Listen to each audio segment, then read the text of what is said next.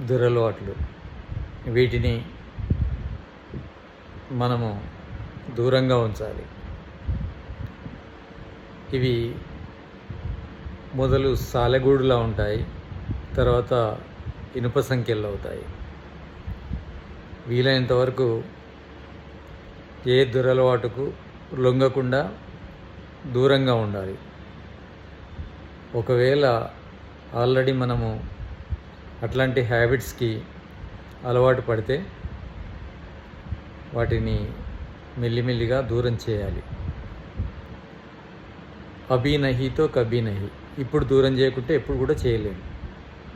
కనుక తక్షణమే వాటి నుంచి దూరం కావడం కోసము వితర్క బాధితే ప్రతిపక్ష భావనం అనే ఒక సూత్రం ఉంది యోగశాస్త్రంలో.